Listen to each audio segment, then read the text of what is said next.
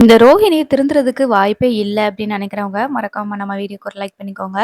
என்ன வந்து பேசிட்டு இருக்காங்க அப்படின்னா, ஸ்ருதி கிட்டயும், மீனா கிட்டயும் எனக்கு உதவி பண்ணுங்க. எப்படியாவது மனோஜ் கூட நான் சேரணும். அதுக்கு நீங்க தான் ஹெல்ப் பண்ணணும் அந்த வீட்ல இருந்துட்டு அப்படின்னு சொல்லிட்டு இருக்காங்க.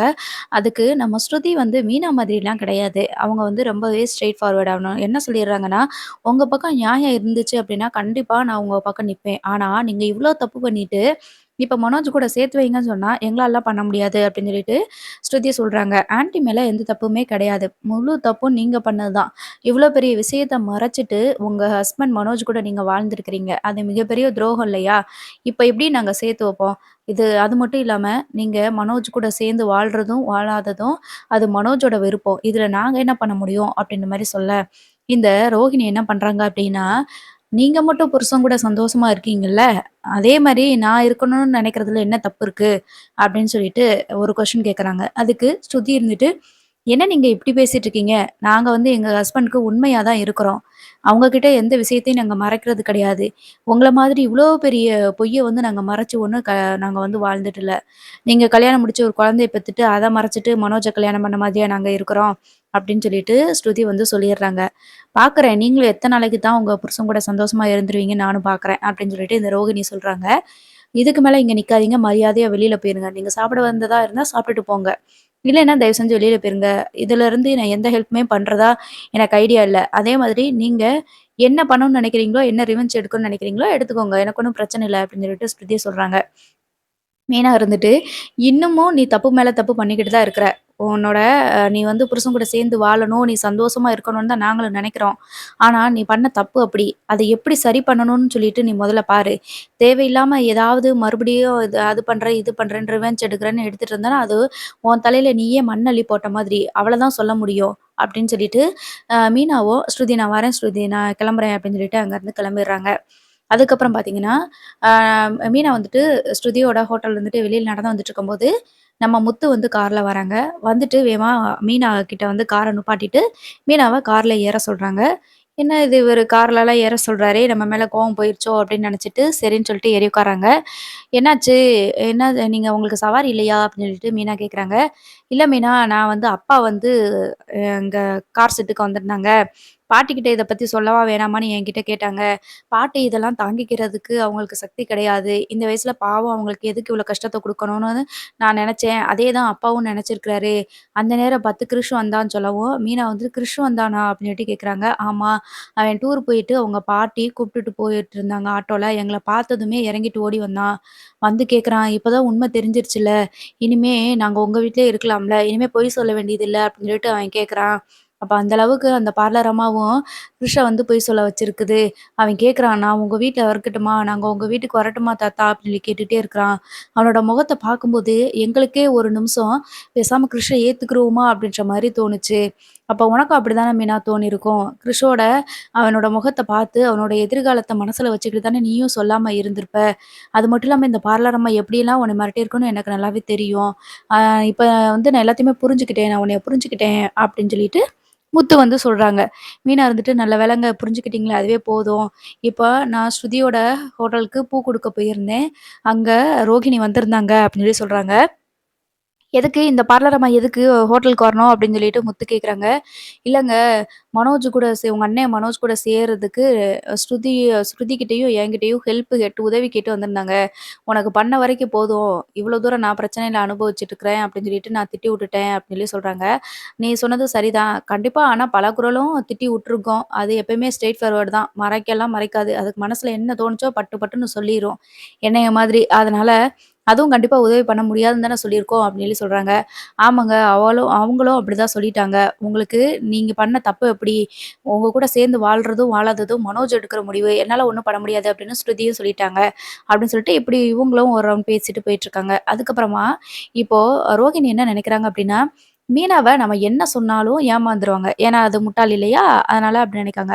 மீனா கிட்ட நம்ம எதனாலும் சொல்லி சமாளிச்சு ஏதாவது ஒரு ட்ராமா போட்டு மறுபடியும் நம்ம இந்த வீட்டுக்குள்ள போயிரலாம். ஆனா மீனா சம்மதம் சொன்னா தான், உதவி பண்ணா மட்டும் தான் அந்த வீட்டுக்குள்ள போக முடியும். அதுக்கு இந்த ஸ்ருதி கண்டிப்பா விடவே மாட்டா. மீனா மாதிரி இந்த ஸ்ருதி கிடையாது. எல்லாமே வந்து ஸ்ட்ரெய்ட் ஃபார்வர்டா பேசி விட்டுருவா.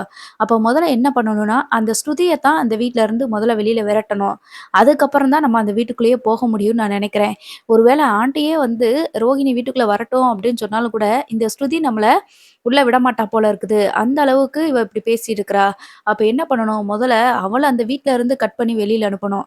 அப்பத்தான் வந்து நம்ம அடுத்தடுத்த வேலைகள வந்து நம்மளால பண்ண முடியும். அப்படின்னு சொல்லிட்டு, ரோகிணி வந்து நெனச்சுக்கிட்டே நடந்து போய்க்கிட்டு இருக்கிறாங்க. அப்பதான் நீத்துவோட ரெஸ்டாரண்ட் வந்து வருது. உடனே நீத்துவோட ரெஸ்டாரண்ட்டுக்கு உள்ள போயிட்டு சாப்பிடலான்னு சொல்லிட்டு போறாங்க. அப்போ நீத்து வந்துட்டு, "என்னாச்சு? நீங்க எப்படி நல்லா இருக்கீங்களா? இங்க சாப்பிட வந்திருக்கீங்க?" அப்படின்னு சொல்லி கேட்குறாங்க. "ஏன் சாப்பிட வரக்கூடாதா?" அப்படின்னு சொல்லிட்டு ரோகிணி வந்து கேட்குறாங்க. "ஐயோ! அப்படிலாம் கண்டிப்பா கிடையாது. ஏன்னா உங்களோட சிஸ்டர் வந்து ஆரம்பிச்சிருக்காங்க, ஸ்ருதி ஹோட்டல் ஆரம்பிச்சிருக்காங்க. நீங்க அங்க போய் சாப்பிடாம இங்க வந்துருக்கீங்களே, அத நினைச்சு தான் நான் சொன்னேன்." அப்படின்னு சொல்லி சொல்றாங்க. சாப்பாடு எங்க டேஸ்ட்டா இருக்கோ அங்க சாப்பிட போறோம். இதுல என்ன இருக்குது? அவங்க ஆரம்பிச்சிருக்காங்க அப்படின்றதுனால, நான் அங்க போய் சாப்பிடணும்னு அவசியம் இல்லையே! எனக்கு எங்க பிடிச்சிருக்கோ அங்க தானே நான் சாப்பிடுவேன் அப்படின்னு சொல்லிட்டு ரோகிணி வந்து சொல்றாங்க. நீத்து இருந்துட்டு இவங்க என்ன இப்படி பேசிட்டு இருக்காங்க? சரி பரவால்ல. சாப்பிட்டா சாப்பிட்டுட்டு போட்டும் அப்படின்னு சொல்லிட்டு நீத்து நெனச்சிட்டு இருக்காங்க. அப்ப ரவி வராங்க. வந்துட்டு, "என்ன அண்ணி இங்க வந்திருக்கீங்க?" அப்படின்னுட்டு கேட்குறாங்க. "நான் உங்கள பார்த்துட்டு போலான்னு தான் ரவி வந்தேன்." அப்படின்னு சொல்லி சொல்றாங்க. "வாங்க அண்ணி பேசுங்க. என்ன சொல்லுங்க? என்னாச்சு? என்ன விஷயம்?" அப்படின்னுட்டு கேட்குறாங்க. "என்ன ரவி உங்களுக்கு என் மேல கோவமா?" அப்படின்னுட்டு கேட்குறாங்க. "இது என்ன அண்ணி புதுசா கேட்குறீங்க? உங்க மேல அந்த அளவுக்கு கோவம் இருக்கு வீட்ல இருக்கவங்க எல்லாருக்குமே. அது எப்படி அண்ணி இவ்ளோ பெரிய விஷயத்த மறைச்சு வச்சுட்டு, நீங்க இப்படிலாம் பண்ணலாமா? மனோஜோட நிலைமை இப்ப எப்படி இருக்கு தெரியுமா? அவனலாம் என்னால கண்ணு கொண்டு கூட பார்க்க முடியல. எப்படி இருந்தான்? கோட் ஷூட் போட்டுட்டு இருந்தான்.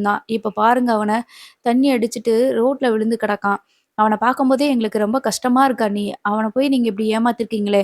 அத எப்படி அவன் தாங்குவான் சொல்லுங்க?" அப்படின்னு சொல்லி சொல்றாங்க. "எல்லாமே என் தப்பு தான் ரவி. நான் எப்படியாவது உங்க அண்ணன் கூட சேர்ந்து வாழணும். அதுக்கு நீங்க தான் உதவி பண்ணணும்." அப்படின்னு சொல்லி சொல்றாங்க. அதுக்கு ரவி இருந்துட்டு, "கண்டிப்பா என்னால உதவி பண்ணவே முடியாது அண்ணி. அந்த அளவுக்கு நீங்க வந்து பொய்ய மறைச்சு வீட்ல இவ்ளோ தூரம் துரோகம் பண்ணியிருக்கீங்க. எனக்கு இதுல நான் என்ன உதவி பண்ண முடியும் நீங்க சொல்றீங்க? கண்டிப்பா எந்த உதவியும் பண்ண முடியாது. அது மட்டும் இல்லாம உங்க கூட சேர்ந்து வாழ்றதும், வாழாததும் மனோஜோட விருப்பம். அதுல நான் எதுவுமே தலையிட முடியாது.